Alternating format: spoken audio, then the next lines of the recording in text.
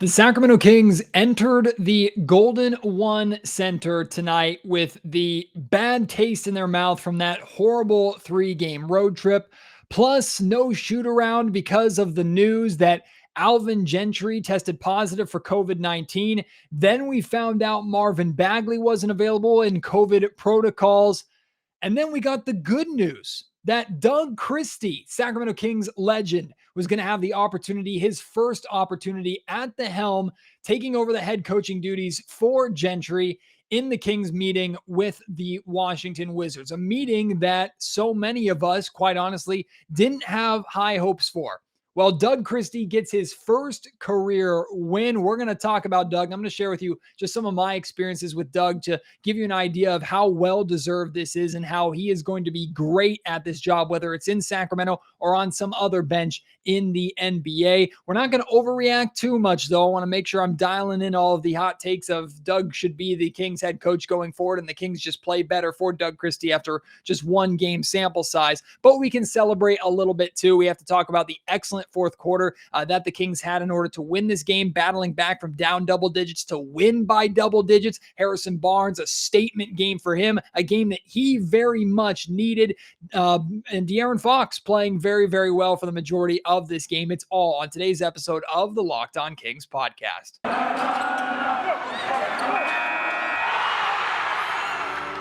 You are Locked On Kings, your daily Sacramento Kings podcast, part of the Locked On Podcast Network, your team every day. And now, ladies and gentlemen, it is that time for another episode of Locked On Kings.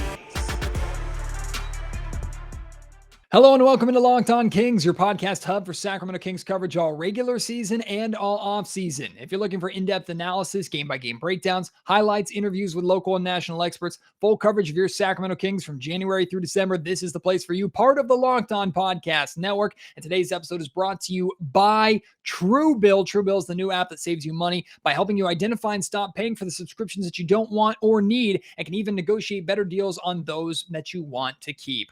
My name is Matt George. I have the privilege of being your host here. I've been a Sacramento sports media member for the last 7 years. This is my 8th season covering Kings basketball, formerly with Sacramento Sports Radio here in Sacktown, and now with ABC 10 television. And speaking of Sacramento Sports Radio, I used to work with Doug Christie himself at Sports 1140 KHTK. I had the opportunity to work with him for a couple of years there. And that's where I really got an appreciation for who Doug is, the person that he is, the genuine, authentic man that he is. Look, I grew up a diehard fan of Doug Christie amongst that great team in the late 90s, early 2000s. Of course, Doug was such an important part of that team that should have won a championship, as we all know. But getting the opportunity to interact with him on a daily basis, work with him, and learn that the persona that he gives off when he's on television or on the radio, or if you bump into him on the street, that energetic, happy, positive, smiley guy, that's not an act. That is who Doug Christie is.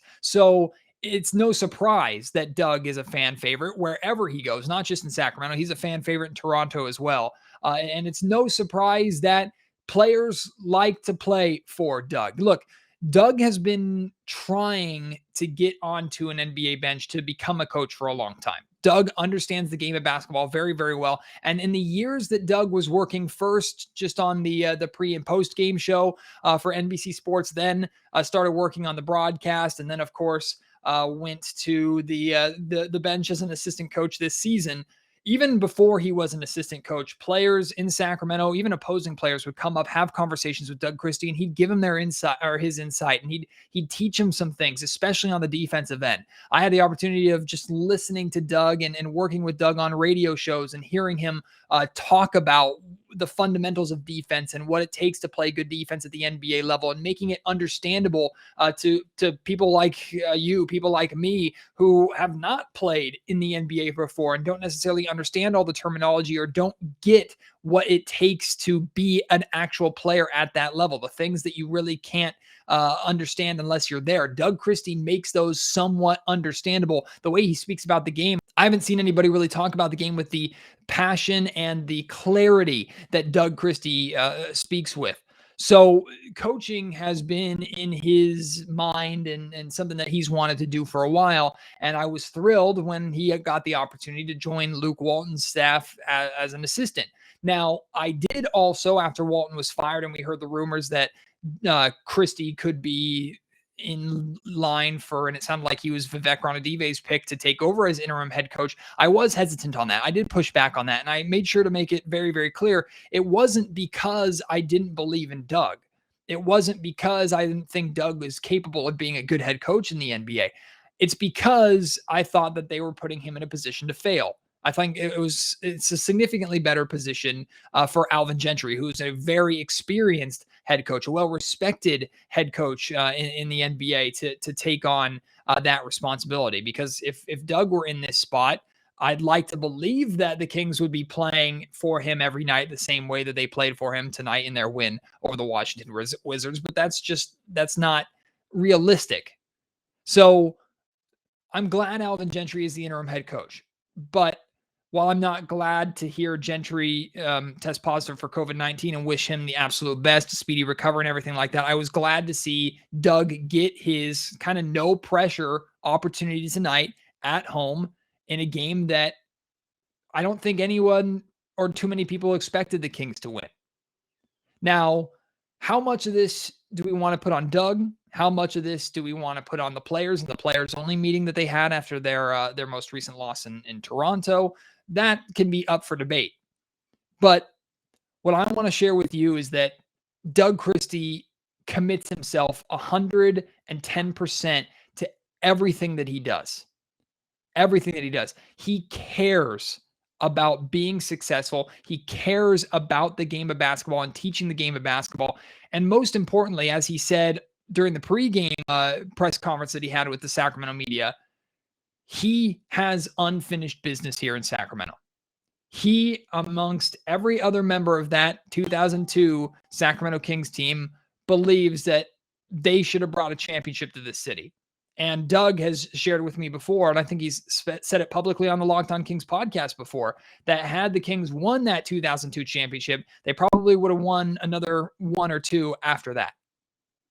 Doug, like Vlade, when Vlade came here as the general manager, he feels that he owes it to the city to do what he can to help make that dream of bringing a championship to Sacramento a reality. Now, that's, of course, miles upon miles away from just getting one win in your debut against a Washington Wizards squad, of course. But that just goes to show you how much Doug cares. And in terms of his personality, the infectious personality that he has, players love that. Players love to play for that. So it's no surprise to me at all in the slightest that the Kings players played as hard as they did tonight. Now, again, how much of that was for Doug specifically? How much of that was because they were embarrassed by that 3-game road trip and had a players-only meeting, and maybe that actually created positive change? I don't know. And honestly, I don't think anyone can really answer that question without the context of a handful of games going forward.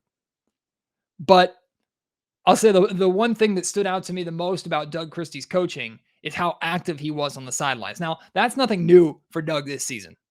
Even with Gentry, with Walton, doesn't matter. If you watch the bench, whether it's on TV or if you go to a game and watch the bench, Doug is up every possession. He's the first one out with the players to greet the players coming off the floor during a timeout or at the end of a quarter. He's active. He's talking to everybody. That is who Doug is. And Doug was basically doing suicides up and down the sideline. He was just as active and just as fired up as the players were on the floor that were actually executing. That is the energy that Doug Christie brings, and that energy is infectious. And stuff like that is where I think, okay, this is where Doug could be a very unique head coach. Because while he cares about being professional, and of course he is professional, he is invested in the game. He loves the game. He cares about the game. And I'm not saying other head coaches who stand there with their arms crossed and don't really show too much emotion, they're not like that. But Doug is actively involved as if he is on the floor playing himself. That's who Doug has always been. That's how much Doug respects and loves the game. So to see him on the sidelines actually as the head coach being able to do that, that was a fun treat. And I think that should have stood out to you if you didn't see it already. Go back and just watch the highlights and look how much Doug is just pacing along the sidelines, up and active and clapping and cheering and talking and making sure that the team was executing. But I want to make sure of one thing, and I'm trying not to be a Debbie Downer here, not to like rain on anybody's parade or anything like that, because tonight is worth celebrating. It's worth celebrating Doug Christie and the accomplishment of his first ever win. It's worth celebrating the Kings bouncing back and getting an impressive win over a very, very good Washington Wizards squad. But we can't overreact. As easy and fun as it would be to say, Doug Christie is the future head coach of this Kings team. He's what this team has been missing. They are going to win under him or playing for him. The way that he, like the respect that he has, how he coaches on the sideline. It's a recipe for success. Doug is the answer we've all needed. We want to say that. Hell, I want to say that. I would love to do a whole podcast on that. But we can't overreact to one game. Not just for Doug, but for this Kings team, period. Like, we have no idea what kind of head coach Doug Christie is going to be. I think he's going to be a successful head coach in the NBA. I hope it's here in Sacramento eventually. But I'm not going to say that I know how successful Doug is going to be as a head coach, and I know everything about Doug Christie as a head coach, and just from one game, win or lose. And for this Kings team, we just saw this team win 3 in a row and then lose 3 in a row terribly. So we can't read too far into this one win at all. Now, if Gentry misses the next 5 games, Doug coaches all 5, and the Kings go 6-0 with Doug Christie, okay, then maybe we can start looking at something a little bit and say, hey, what's different? What is Doug doing right? And can he and the Kings continue that if they continue working together? We can get to that point. We're not at that point right now. So again, not trying to ruin your party, not trying to rain on your parade, but pump the brakes a little bit on the overreaction. And I don't think I'm just talking to Kings fans. I think I'm also talking to some people in Kings ownership who wanted Doug Christie in that position. Don't rush to conclusions.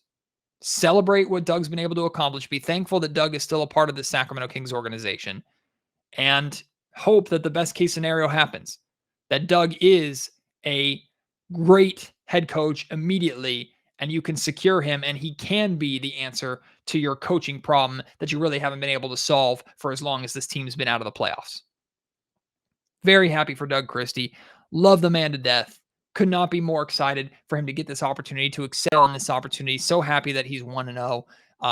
And I look forward to seeing if he has the opportunity to continue head coaching in the future. I imagine he's going to get at least one more game, but I have no idea what the situation is with Alvin Gentry. Again, wish Alvin nothing but the best, a very speedy recovery. I'm not going to root for Alvin to stay sick or stay out so that Doug can get his opportunities as a head coach. I would love to have them both back on the bench, and maybe Gentry and Doug can work together to find out how to maximize this team and get them to do consistently what they were able to do tonight. We're going to talk about, of course, what actually happened on the floor outside of the coaching. We're going to talk about the Kings and their great fourth quarter, the amazing effort for Harrison Barnes in the fourth quarter. We'll talk about the play of Kyle Kuzma and Montrezl Harrell, 2 guys that we thought were going to be Sacramento Kings before the season started. That's all coming up in just a second. Right now, though, like I said at the top of the show, today's episode of Locked On Kings is brought to you by Truebill. Do you know why free trials renew without your consent? It's a business scam to get your money out of you without you even realizing it. Don't let greedy corporations pocket your money. Download Truebill to take control of your subscriptions now. Truebill is the new app that helps you identify and stop paying for subscriptions that you don't need, want, or you simply forgot about. On average, people save up to $720 a year with Truebill.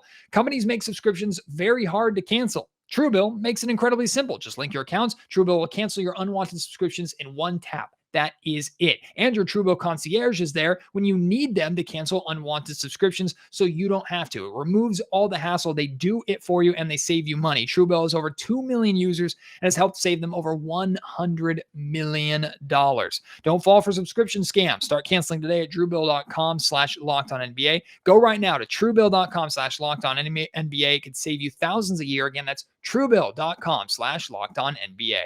Locked On Kings is also brought to you by Stance. Founded in 2009, Stance Apparel represents a radical reinvention of socks, underwear, and active apparel. With a sharp focus on comfort, quality, and creativity, Stance brings an atypical aesthetic alongside of pop culture's hottest collaborators for the ultimate in style and self-expression. Because everything you wear should be a direct extension of who you are and how you feel. Stance socks, I talked about this the last time I did a Stance read. Stance socks have replaced most socks in my drawer. Absolutely love how Stance socks feel. And with going out and covering the storms in Sacramento for ABC 10, I was wearing Stance socks, ended up stepping in some mud and plenty of rain puddles. And Stance, they did the job. They held up. They kept my feet warm, kept my feet dry. Very thankful for that. Also, of course, Stance underwear, very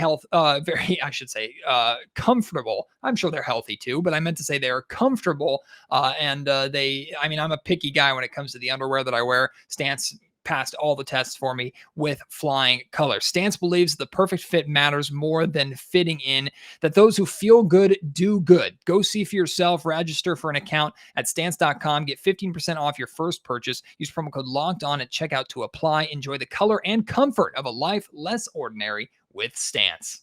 As much as we want to give the credit all to Doug Christie, we have to make sure we dish out the credit to the Kings as a team. This is a very impressive victory. And look, it's been mostly negative here recently on the Locked On Kings podcast. Mostly Debbie Downer. And you've heard me say that I believe only Monte McNair is capable of saving this season. Some people might think that now Doug Christie joins Monte McNair as capable of saving this season for the Sacramento Kings. I, of course, am not there yet, even though it would be fun to say so. But with how negative I've been about this Kings team, with how much I'm questioning this group, their ability to play together, I do have to make sure that I give the team credit when they do come together and they put together solid performances like they did tonight. And they did so very, very shorthanded, missing their normal interim head coach, missing a number of players because of COVID protocol and injuries.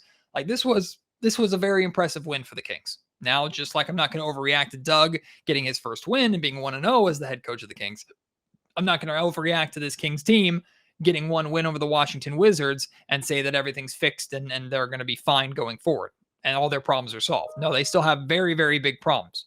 But these are games that remind you of what this Kings team is capable of.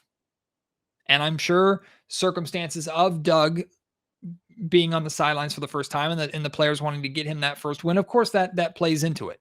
Of course that plays into it. I'm not going to pretend that it doesn't. But overall, from a team standpoint, from a basketball standpoint, with how the Kings have struggled, this was a good win that this team needed. I mean, the fourth quarter alone, extremely, extremely impressive, especially with the third quarter trending in the direction that it was trending. Look, we all looked at the third quarter and we thought, oh God, here we go again. Like here's where the as fun as it is to see Doug on the sidelines and as back and forth and entertaining as the first half was, here's the separation. Here's Washington now kind of putting their foot on the gas a little bit, and the Kings typically fold at this point in time or just aren't able to match it. And Washington is a good team. I mean, their record has slowed down a little bit. They got off to a really good start. Now they're 15-14 after tonight's loss, but they're a very good team with very talented players, not just Bradley Beal. For the Kings to go down by, I think, 12 points. Yeah, 12 points was the largest lead for the Wizards. And then to battle back and to win by double digits, but to do so by dominating the fourth quarter. And I'm not just talking about dominating offensively. They dominated on both sides of the ball.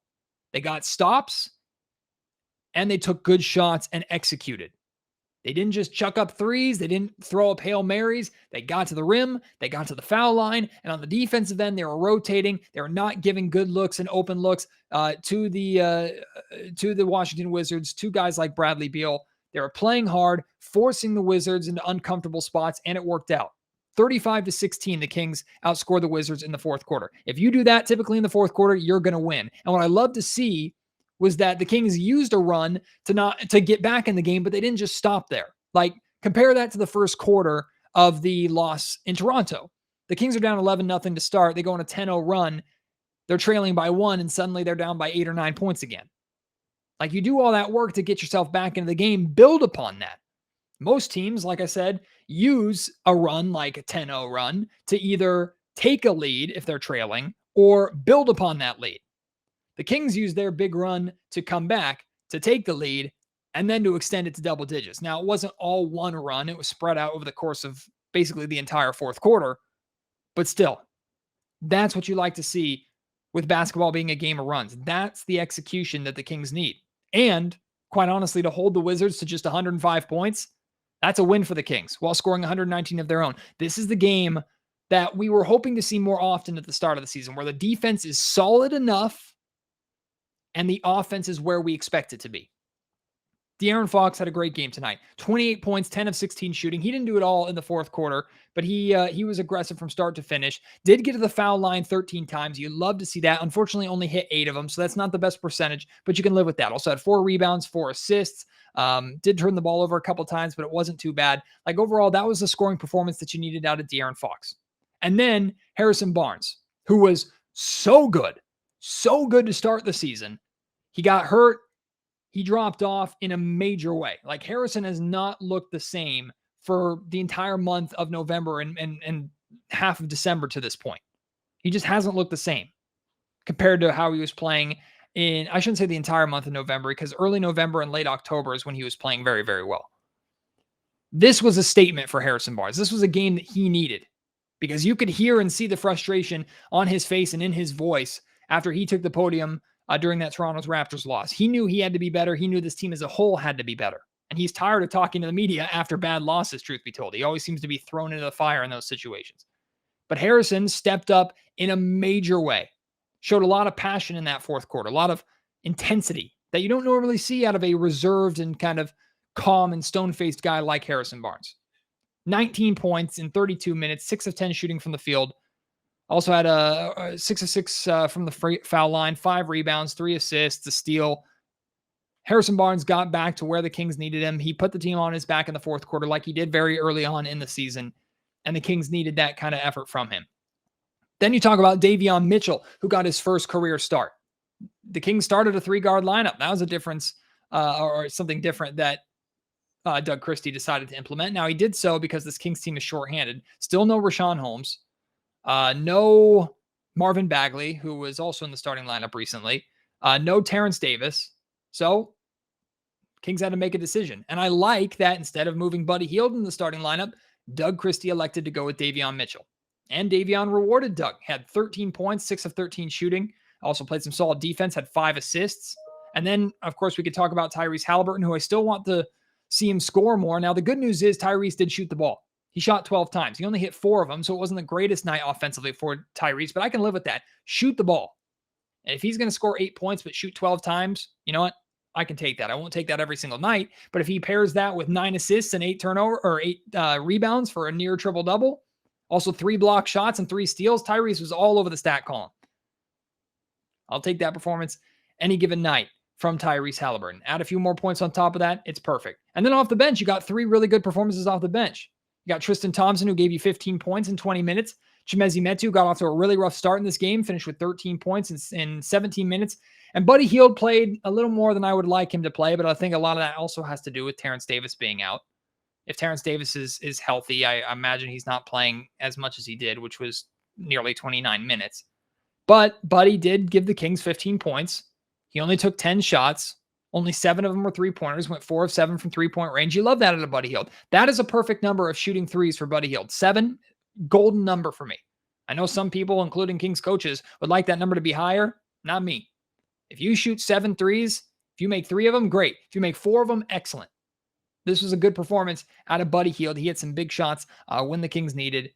And I don't think it's a coincidence that when Buddy keeps his shot attempts in check, the Kings are more successful. Overall, just a fantastic team win for the Sacramento Kings. But if we're going to talk about Buddy Hield, we also have to talk about the 2 guys that the Kings nearly traded Buddy Hield for. And that's Montrezl Harrell and Kyle Kuzma, who were with the Lakers. And we thought Buddy Hield was going to be traded for those 2 with the Lakers. Of course, the Lakers decided to make the trade for Russell Westbrook, and they sent Kuzma and Harrell to Washington as part of that deal. Well, Montrezl Harrell had some good moments. He had 14 points, 5 of 7 shooting in 21 minutes off the bench, and I still stand by both Montrezl Harrell and Kyle Kuzma would definitely help this Kings team. Kuzma, however, he struggled in this game, had played just under 33 minutes, went 3 of 10 from the field for just 6 points, had 3 rebounds, 4 assists. Certainly not the Kyle Kuzma who absolutely torched the Kings in Sacramento last season when he was playing for the Lakers, and they didn't have, I think both Anthony Davis and LeBron James didn't play in that game, and Kuzma went off for like 30 plus or something like that. So a different Kyle Kuzma this time, not his best game on the planet. He certainly was outplayed by Buddy Hield off the bench. But I still think, and I could be wrong, and maybe you disagree with me, maybe you do agree with me, I think the Kings would have been in much better shape, period, this season, had both those guys been Kings and Buddy been in LA. But you know what? We're not going to harp on that because the team that those two play for lost to the Kings tonight. And that's the ultimate takeaway. So a good win for the Kings. Now, how can they build upon it? They have a lot of home games throughout the remainder of December, a lot of winnable games at home throughout the remainder of December. You got to build off this. It can't just be a one-hit wonder. Can't just be a one-trick pony. I'm waiting to see how the Kings build off of this. And now I'm excited to play for you the audio of head coach Doug Christie after his first ever win. I'm not going to play the audio from Tyrese Halliburton from you, but Tyrese did share that the team gave Doug the game ball after the win, which I think is fantastic. He absolutely deserves that, and I hope that goes into Doug's trophy case amongst the other incredible mementos from his career. But that's win one of many, I think, for Doug in his head coaching career. You're going to hear from DC here in just a second.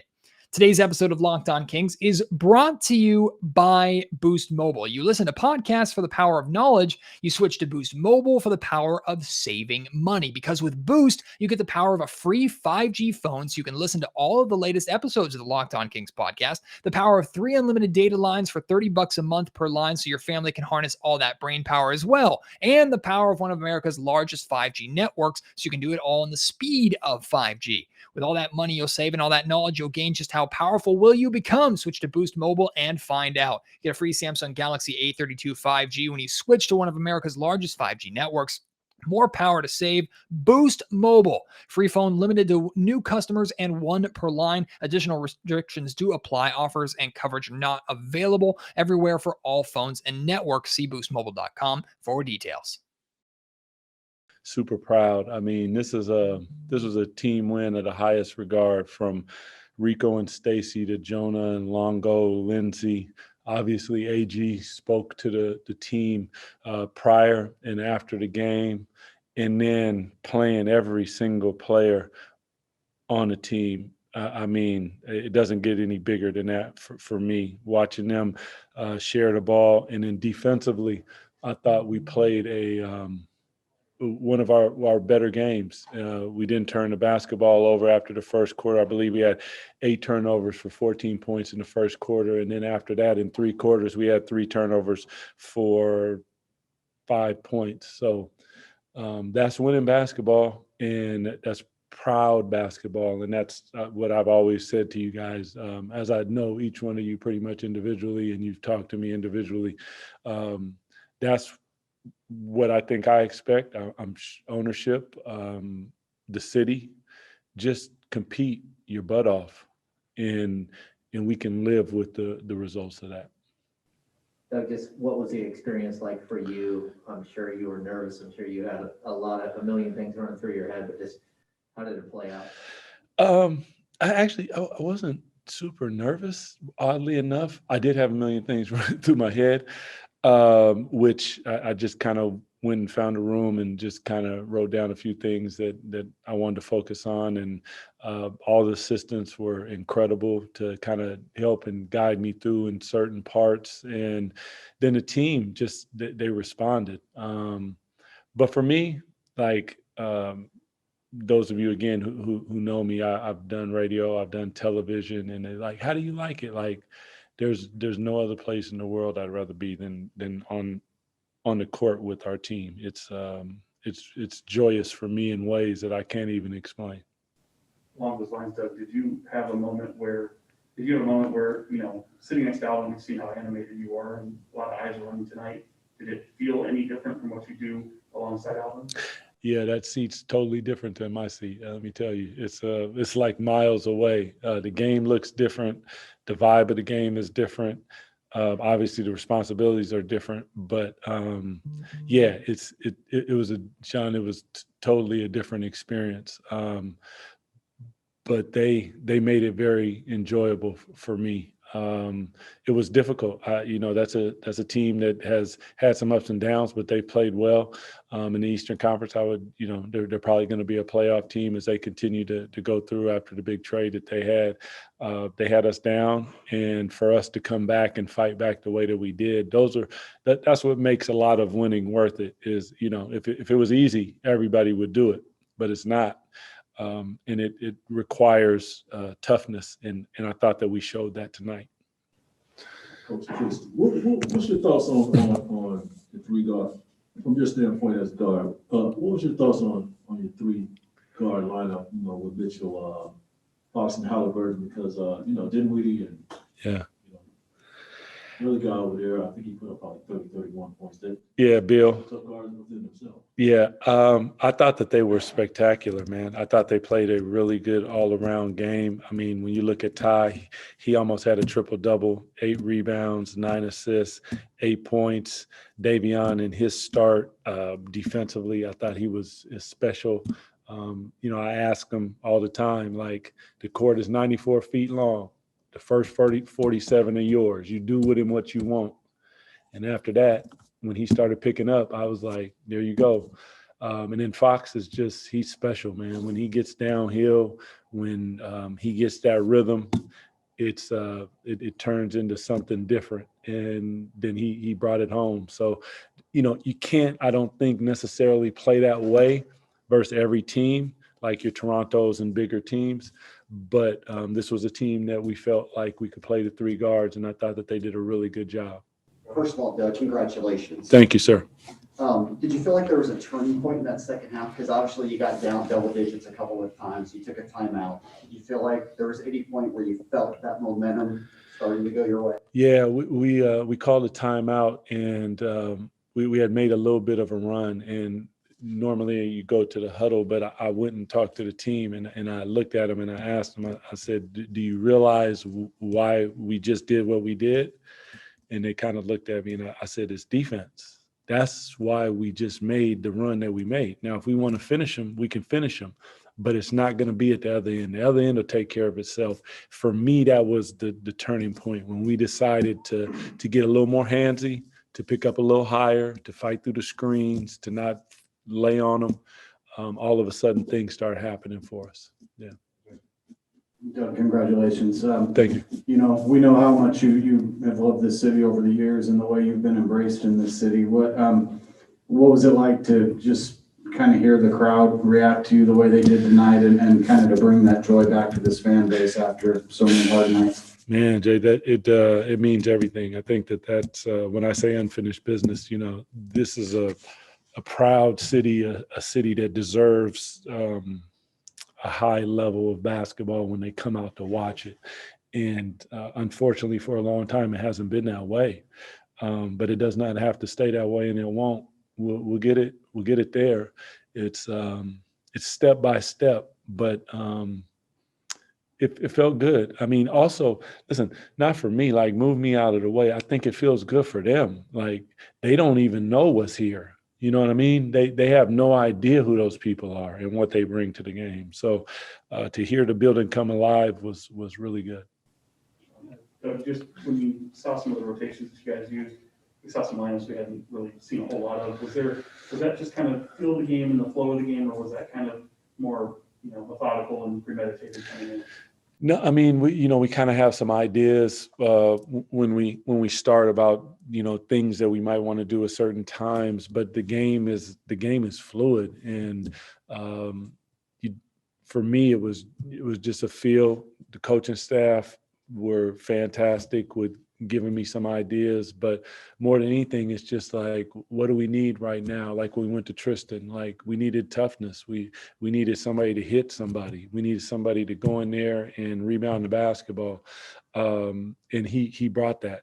So for me, it was just, more of a feel and a vibe. And that's something that I've been able to watch and learn since I've been here about, kind of how the flow of the game is. But, I've been around it for quite some time. But one thing I know is I don't know anything. You just continue to learn, man. You continue to learn. Love hearing from Doug Christie again. Congratulations to him. So happy for him. And I can't wait to see many more, whether it's in Sacramento or otherwise. I have full confidence in Doug Christie's ability to be a head coach. And even if he still has to be an assistant for a couple more years before he gets that opportunity, I just have nothing but high expectations for the man and could not be more thrilled and more happy for him. And it just is icing on the cake that he can get that first victory in Sacramento and help give the Kings a nice victory over the Washington Wizards. Now I want to hear from you. How are you feeling? You celebrating? What are your thoughts on Doug Christie? Your thoughts on the Kings as a whole? Send those to me at MattGeorgeSack on Twitter. Email me mattgeorgesports@gmail.com, or leave your thoughts down in the YouTube comment section down below. Appreciate your support as always. Can't wait to have you join me on the next episode of Locked On Kings. Until then, my name is Matt George. You've been listening to the Locked On Kings podcast, part of the Locked On Podcast Network.